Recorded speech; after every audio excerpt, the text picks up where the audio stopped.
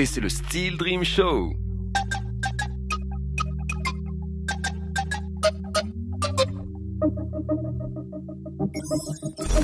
Yeah, vous êtes dans le Steel Dream Show, mesdames et messieurs, on est avec Tilas aujourd'hui. Ça va ou pas? Oui, ça va, tranquille. Ouais, merci à tous ceux qui nous suivent, tous ceux qui nous écoutent. On essaye de recevoir un maximum d'artistes et de façon plus confession que ce qu'on peut trouver d'habitude, à savoir un petit peu aussi les convictions et les motivations de chaque artiste. Toi, t'es un artiste plutôt motivé, on peut le dire. C'est clair. Arrivé en Calédonie pour faire de la musique. À la base, non, c'était plus pour venir faire des vacances. Hein. Et puis il y a une nez à Combo. Et puis il y a une nez à Combo, ouais, et puis bon, voilà. Hein. Ça m'a donné.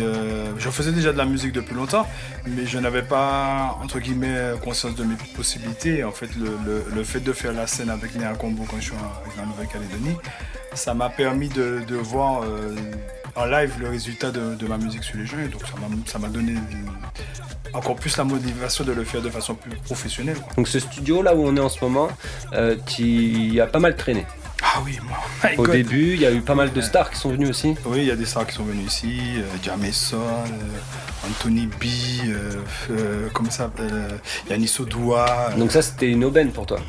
Ouais, c'était une aubaine hein, parce que ça m'a permis de côtoyer des personnes qui sont des artistes reconnus d'une part. Tu aurais pu les rencontrer sur ton île natale, mais t'aurais peut-être pas eu la même proximité avec eux. Ouais, c'est vrai qu'en Nouvelle-Calédonie, c'est un peu spécial. Comme c'est une petite île et puis qu'il y a une vibe spéciale. Je trouve que souvent, quand les artistes viennent ici, ils ont une autre façon d'être. Ils sont peut-être plus détendus, tu vois. C'est pas comme quand ils sont à Paris, en France, etc. C'est un autre délire. Ou même aux Antilles. Ou même aux Antilles. Et encore, aux Antilles, ça va quand même. Les Antilles sont cool. Hein. Mais c'est vraiment la possibilité, l'opportunité d'être aussi près de... Peut-être que je l'aurais pas eu aux Antilles. Enfin, je sais pas, parce que quand j'ai commencé en fait, à faire de la musique, au moment où je commençais à fréquenter les studios aux Antilles, moi, j'ai dû partir en métropole. Alors, tu viens d'un vivier d'artistes. C'est d'artistes et de sportifs aussi, et de gens qui sont connus ou reconnus. Et on a même parlé la dernière fois avec Yanis de Kassav, qui est le groupe le plus exporté français, qui a fait le plus de scènes à travers le monde, et ils sont des Antilles. Donc voilà, aujourd'hui c'est quelque chose qui est reconnu. Est-ce que toi ça t'as senti, tu sens une fierté par rapport à ça? Ah bien sûr, ça fait partie de mon héritage aussi. Et puis souvent il y a beaucoup d'artistes qui défendent aussi notre langue, le créole, tu vois, qui même l'indépendance comme Kalash. Et l'indépendance, tu vois, et pas que ça, même tu sais, aux Antilles on est vachement aussi indépendant dans notre tête, tu vois. Parce qu'on a un autre fonctionnement qui ici il y a plus de, comme ça s'appelle, de compétences régaliennes, donc ça donne entre guillemets un semblant ou bien de liberté plus, tu vois. Mais il y a des points communs du coup avec les la Martinique. Ouais. Ah ouais, énormément. Ça t'a fait te sentir mieux, de sentir presque chez. Oui, j'ai trouvé qui ressemble à chez toi. Voilà, ici j'ai trouvé que c'était comme j'étais plus jeune en fait, comme la Martinique était quand j'étais plus jeune. Après, malheureusement, il y a eu beaucoup de problèmes à cause des drogues dures, et donc du coup de la violence. Qui heureusement épargne pour l'instant la Calédonie, tu vois. Et du coup, je me suis retrouvé ici dans cela, tu vois, ce côté près, famille, tout le monde se dit bonjour. La paix qui règne quand même ici, malgré quand même une certaine tension, puisque bon, par rapport à la politique qui est menée ici, bon, il y a des tensions, on le sait, hein. Mais malgré ça, les gens se respectent quand même, tu vois, et c'est pas mal, tu vois, c'est bien, quoi. Pour moi, c'est une vraie valeur de la vie. Le côté insulaire, ça, c'est quelque chose que tu... Ah oui, j'ai vécu 10 ans en France, à Paris. C'est pas pour Tilas. Ouais, c'est bon. Okay. Même si ta musique, parfois, elle peut être très ilienne, en plus en créole, mais sur des rythmes dansants, peu importe, c'est varié, hein. Tu passes de l'afro, un petit peu afrobeat, tu peux faire du dancehall, du raga, du reggae. Mais malgré tout ça, il y a ce côté urbain et ce côté revendicateur aussi, que tu peux passer par la trappe, le rap, des choses que tu fais régulièrement. Donc finalement, c'est un Tilas des villes ou un Tilas des champs, toi? Des deux, hein, parce que moi je suis Tafaraï, donc je crois quand même aux forces de la nature, etc. Et puis j'ai quand même grandi dans... Et puis t'as des Air Max. Ouais, bien sûr, hein. Et puis comme je te dis, c'est ça qui justifie ça, j'ai grandi un peu dans la street, quoi, tu vois. Moi je sors d'un endroit où... Moi j'étais à l'école au collège Gaudissart, tu vois, c'est connu comme un endroit très dur aux Antilles, tu vois. On parlait de Kalash tout à l'heure, tu l'as connu aussi un petit peu. En fait, Kalash, à l'époque, il était dans la même classe que mon petit frère. Donc je l'ai croisé. Après, on a eu le temps de s'échanger peut-être 2 minutes, 2 mots, mais pour dire qu'on a vraiment parlé, non. Par contre, on a pas mal d'amis en commun en Martinique, tu vois. On a pas mal d'amis en commun, de Woodboy aussi en commun. Et lui, il représente un petit peu ce que tu es aujourd'hui, c'est-à-dire de passer de la trappe, c'est assez récent pour lui. Ouais. Il y a eu le Mwaka qui a tout de suite. Ouais. Et aussi ses valeurs dancehall, le reggae et même son système. Parfois. Est-ce qu'il représente? Je sais pas s'il représente, moi je me représente moi-même. Bien sûr, non, ce que je veux dire c'est que vous avez les mêmes. On a les mêmes. Le côté street et le côté. Oui, voilà, tu vois, c'est un artiste que j'apprécie, j'aime bien son travail, j'aime bien quand même sa façon d'être aussi. Et je me reconnais d'une certaine manière en lui, puisque c'est un Mada, il a les mimiques de Mada, le parler de Mada, la culture même de la Martinique, donc je me reconnais en lui. T'aurais misé sur lui? Comme artiste? Ouais. Ah, bien sûr. Avec cette reconnaissance qu'il a aujourd'hui? Ah oui, mais moi depuis le début, hein, quand il a commencé, moi j'ai pas connu Kalash quand il a percé maintenant là. J'ai connu Kalash était tout mec comme ça, il chantait des sons. Et à l'époque, tu disais déjà ça. Ah ouais, ses sons, ils étaient jaloux, hein. Ils étaient jaloux. Qu'est-ce qui a fait d'après toi pour ce mec que ça puisse exploser comme ça? Il est arrivé à une bonne époque. Est-ce que aussi pour percer dans les Antilles, il faut avoir un bon entourage? Est-ce que c'est dangereux? Arrive à une bonne époque, je sais pas, je sais que c'est un mec qui a travaillé. Je sais qu'il a abandonné l'école tôt pour se consacrer à la musique. C'est pas quelque chose que je conseille à quelqu'un. Qui l'ont fait, de travailler dur la musique pour rien. Oui, effectivement, mais après lui, je sais pas, il a, comment on dit, tu vois, quand j'écoute Kalash, j'ai l'impression d'entendre l'air du temps. Tu vois, il est connecté à l'air du temps, il a le parler jeune. Tu vois, par exemple, moi en tant qu'artiste, j'ai du mal à écrire des textes aussi sales que lui, quoi, tu vois. Parce que t'es un papa, parce que t'es éducateur. Pas seulement que je suis un papa, hein, parce que c'est pas le fait de papa, parce que quand tu es un papa, tu as tes bas, tu vois ce que je veux dire. Ça veut dire que tu peux être un papa super cool, comme si il y a un truc qui t'énerve, tu vas être dans ta voiture, et dans ta fille derrière, il y a un mec qui a fait une connerie, ben, tu vas pas te rendre compte, tu vas l'insulter, donc tu es sale, tu vois. Donc c'est pas tellement le fait d'être papa, mais c'est que je ne suis pas, dans un certain sens, connecté au même temps que lui. Tu vois, il est né après moi, c'est notre époque, c'est notre génération avec d'autres codes. Nous, on a la chance, par exemple, toi en tant qu'artiste, de fréquenter beaucoup de jeunes, donc on garde un peu de ces codes, tu vois. Et on accorde de l'importance à ce qu'ils font. Et voilà, on accorde, voilà, parce que quand tu accordes de l'importance, tu peux les comprendre, même si tu comprends pas tout, parce que moi au départ, je vais pas te mentir, le sale, quand j'écoutais par exemple Kobalade. Quand j'écoutais Kobalade, je dis mais il est fou ce petit. C'est quoi son délire? Mais pourquoi il parle comme ça? C'est quoi ce flow? Et puis je l'ai écouté par exemple avec du recul. Donc en ayant voyagé, parce que je suis parti en vacances aux Antilles là, je suis allé l'écouter là en revenant. Mais je trouve que non, en fait, il a un vrai talent parce que c'est ça ce qu'il dit, mais il raconte sa vie. Il raconte des choses qui parlent à énormément de personnes et c'est en ça que je dis que Kalash il est connecté quoi. Il a avec l'air du temps actuel, avec les jeunes, avec tu vois. Pour toi et moi, ça va être plus difficile parce qu'on a déjà un certain âge et du coup on a déjà une sorte entre guillemets on est formaté d'une certaine manière. Et d'enlever ce formatage et puis d'aller vers la nouvelle génération. Vers la génération, c'est un truc qui est difficile parce que j'ai toujours l'impression que c'est toi qui as la vérité première. Et c'est ce que tu essayes de faire aussi en tant qu'éducateur avec tes jeunes? Ah oui, moi j'écoute beaucoup les gosses. Hein. J'écoute beaucoup les gosses, peut-être même des fois trop. Avec les petits canaques qui ont aussi leur code. Bien sûr, ils ont leur code. À Rivière-Salée. Oui, voilà, je suis au collège de Rivière-Salée. Big up la vente de Rivière-Salée d'ailleurs. Avec des petits qui font des bêtises. Voilà, fois, exact. Ouais, ils font des conneries, mais je leur donne leur raid. Je blague pas avec eux, et tu vois. Et tu comprends leur code. Mais j'essaie en tout cas de comprendre. Et même je parle des fois leur langage, même si c'est borderline. Mais pour avoir des éléments supplémentaires, après je vais leur dire, bon les gars, attention, dans la vie, faut pas confondre. La façon dont tu parles avec tes potes, c'est pas la façon dont tu vas parler, je sais pas, dans un dîner, je sais pas. Je leur explique ça parce que, bon, effectivement, il y a des codes différents à chaque chose, mais moi, pour que je puisse leur expliquer ça, il faut que j'arrive à intégrer leur code quand même. Donc c'est important pour moi de les écouter. Des fois même, ils disent des expressions que tu comprends pas, ils m'expliquent et après je vais les intégrer dans mes textes. Parce que ça fait partie d'eux et comme je cherche également à toucher ce public, Parce que tu es un artiste calédonien. Parce que je suis un artiste calédonien, je ne vais pas forcément rester que dans ce que je suis. Si je fais que ce que je fais, je ne serai jamais plus que ce que je suis. Est-ce que tu chanterais qu'en créole si tu faisais ce que tu fais? Est-ce que je chanterais qu'en créole? Non, j'aime bien, en fait... Tu sais, moi, j'aime bien découvrir, j'aime bien des trucs. Par exemple, tu vois, malheureusement, je suis nul en anglais, mais si je pouvais... Parce que j'allais dire, on tu t'a vois, pas trop entendu. Tu vois, parce que je suis nul, je suis une quiche en anglais. Faut me mettre dans un pays anglais. Et puis, il faudrait une espèce d'anglais un peu argo-jamaïcain, si tu voulais. Oui, et puis même l'anglais, tu le chantes, c'est bien de l'écrire, mais l'anglais que les gens... Dans une musique, tu parles. Effectivement, t'as la poésie, t'as les trucs, mais il faut que ta façon... Si tu connais l'anglais que scolaire... ça va se ressentir, tu vois, et ça va pas forcément délivrer le message alors que si tu connais l'anglais parlé, la façon, les trucs, les expressions, ben comme le français, hein, c'est pour ça qu'on parle de connexion avec les jeunes, etc. Ça évolue, le verlan. Moi, quand j'étais jeune, il n'y avait pas le verlan, par exemple. On parlait pas verlan à l'envers les mots.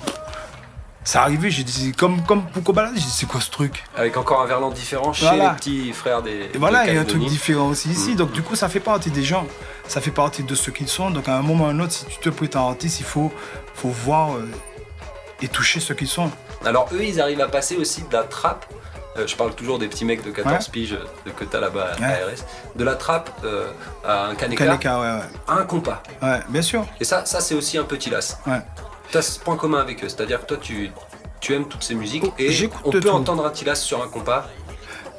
Bien sûr, on peut l'entendre bien sur sûr, la mais trappe. j'ai un morceau que j'ai écrit là avec Scorsese que j'ai dit il faut que je le pose la voix définitive, mais il y a la maquette déjà. Où le rhythm, c'est un mélange compas, comment on appelle ça, reggaeton, et puis avec des flows refrain zouk et couplet plus raga quoi. Quand le dubstep est arrivé, t'as fait un morceau dubstep aussi? Ouais, j'ai fait un dubstep qui n'est pas encore sorti. Donc tu restes toujours ouvert à toutes les nouveautés musicales. Je kiffe. Plus j'ai des trucs nouveaux, plus je peux sortir de ma zone de confort, plus je suis content quoi. Surtout si à la fin le résultat me plaît assez, puis qu'il plaît à d'autres personnes, je me dis ben voilà, j'ai eu raison de faire autre chose. Et je pense que moi j'encourage les autres à faire ça aussi, tu vois.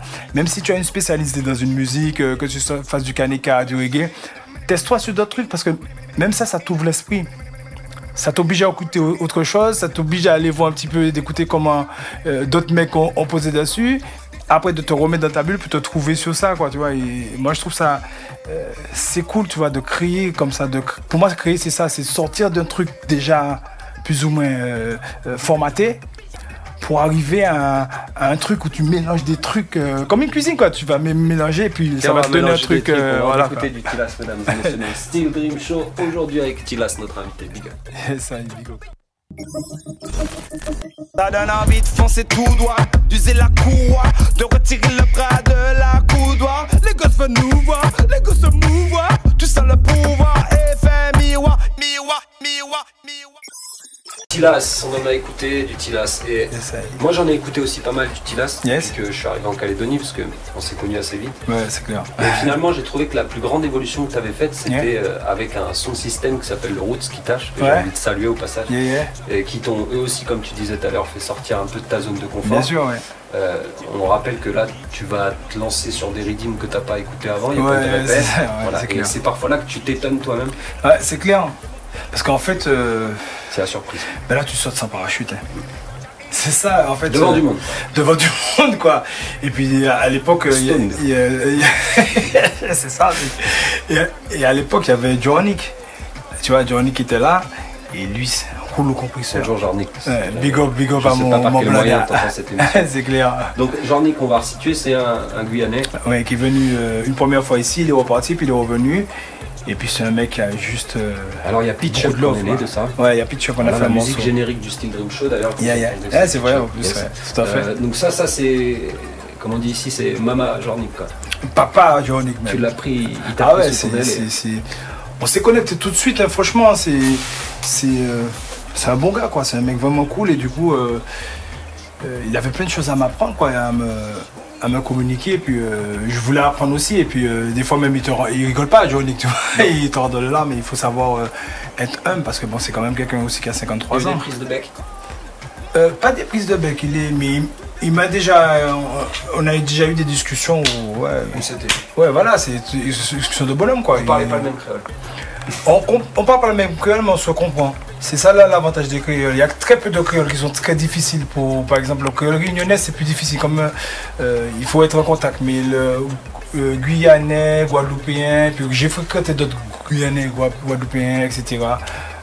Dans ma vie, tu vois. Il y a sûrement des Guyanais sur ton île aussi. Oui, il y a des Guyanais, on est mélangés. Bon, c'est diaspora, hein, tu sais, donc on est partout dans le monde. Donc lui, ce monsieur, c'est une carrière particulière aussi, Jean-Nic, faut le dire. Ah oui. C'est un monsieur qui a voyagé de port en port, qui a fait de la musique, exact. Là où on lui demandait d'en faire. Exact. Il a partagé avec un mec qui a un didgeridoo. Ouais, c'est pas tout à fait pareil ce que toi tu veux faire. Tu fais des albums, tu construis, tu fais des clips. Je crois que Jean-Nic, c'est un de ses premiers clips qu'il fait avec toi. Ouais, c'est clair. Mais ouais, c'est pas le même truc, c'est parce que moi aussi. Pas le même mode de vie. J'ai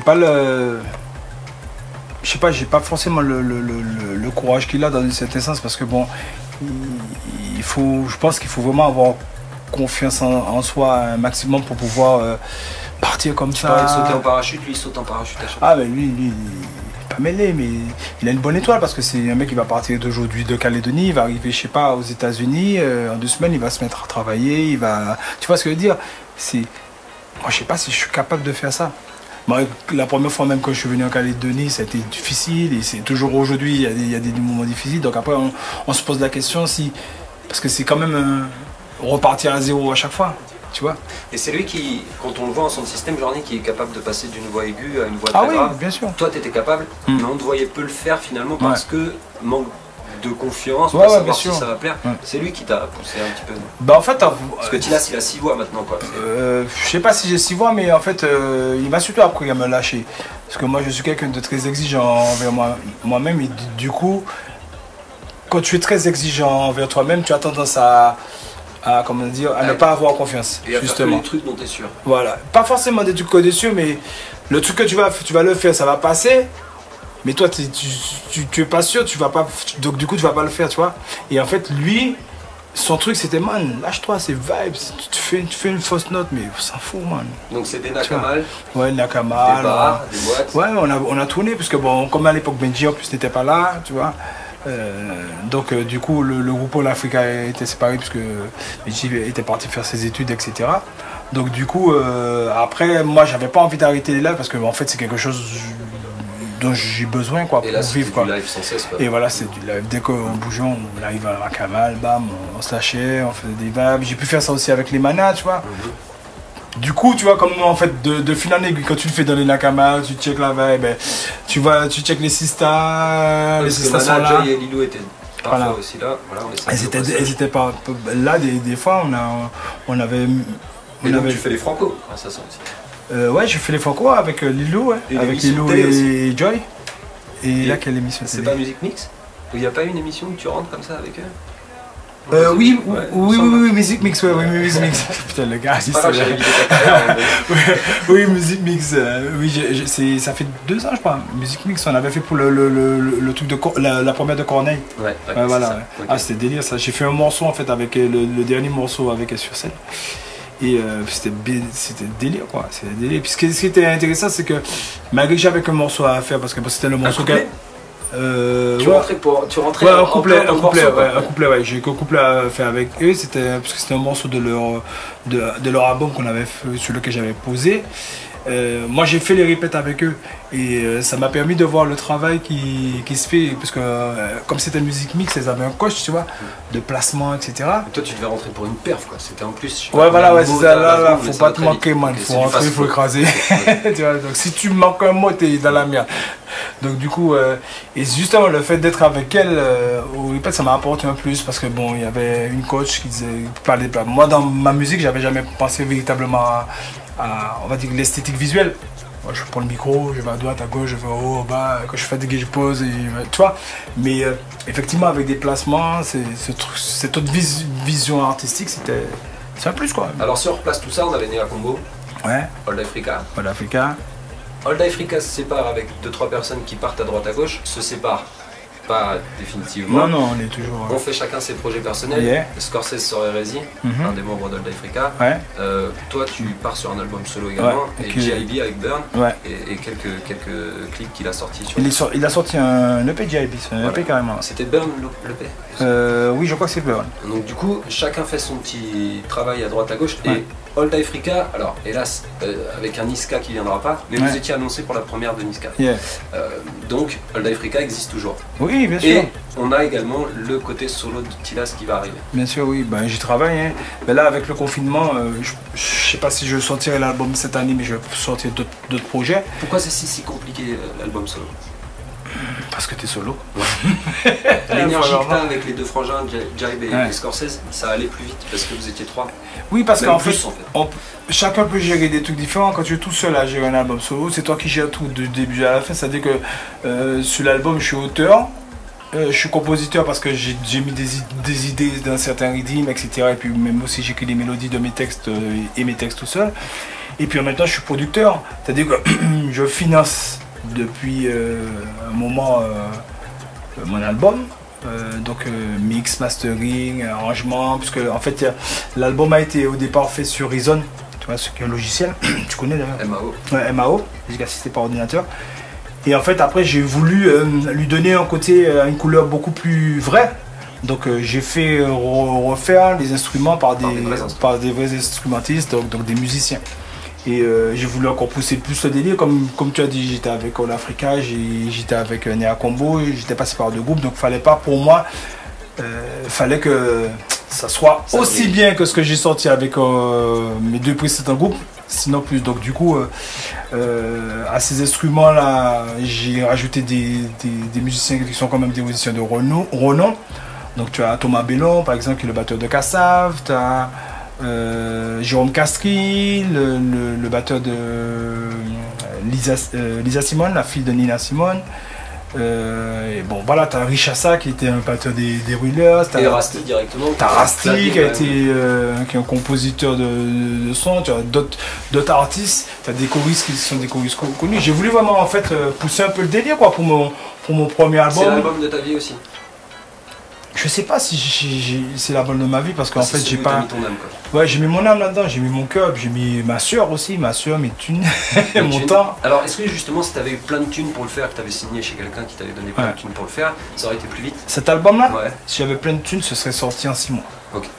C'est vraiment le nerf de la guerre là, c'était l'argent. Pour payer c'est sorti en 6 mois parce que les morceaux étaient déjà prêts, il y avait plus de travail de création, tu vois. Les morceaux avaient déjà écrit, il restait juste à rendre la musique, machin, donc c'était que du financement. Donc ce serait sorti en 6 mois. Alors il y a déjà quelques morceaux qui sont sortis de cet album, non? Par exemple le morceau pour ta maman et tout ça. Voilà, celui-là je l'ai sorti à l'époque, mais je l'ai amélioré après. Il sera encore différent. Ouais, il sera différent. Pas énormément, c'est juste un passage que j'ai rechanté parce que je trouvais qu'il y avait un truc qui n'allait pas trop, en mon sens. Mais voilà, je l'ai sorti parce que ma mère elle est loin, tu vois, elle est de l'autre côté de la planète. Donc à un certain moment, tu as envie de... C'était pour la fête des mères. Voilà, c'était pour la fête des mères, donc j'avais sorti ça. On a vu également Ne la frappe pas. Ouais, Ne la frappe pas. Ça, c'est pas un morceau de mon album, c'est un morceau juste pour... parce que j'en ai marre de voir les meufs se faire taper par... Donc voilà. Donc j'avais envie de me positionner en tant qu'artiste sur ça, quoi. Donc tu continues avec Old Eye, il y a toujours de l'actualité sur Tilas. Oui, bientôt là, je me sortir pour la sortie de l'album qui sera sûrement à la rentrée prochaine, 2021. Ouais. Donc en 2021 ou bien fin 2020, on verra. On verra, c'est Dieu seul qui sait pour le moment. Voilà l'artiste déterminé que Tilas, c'était notre invité aujourd'hui dans le Steel Dream Show. Merci Frangin. Merci à toi, merci Steel. Et c'est le Steel Dream Show.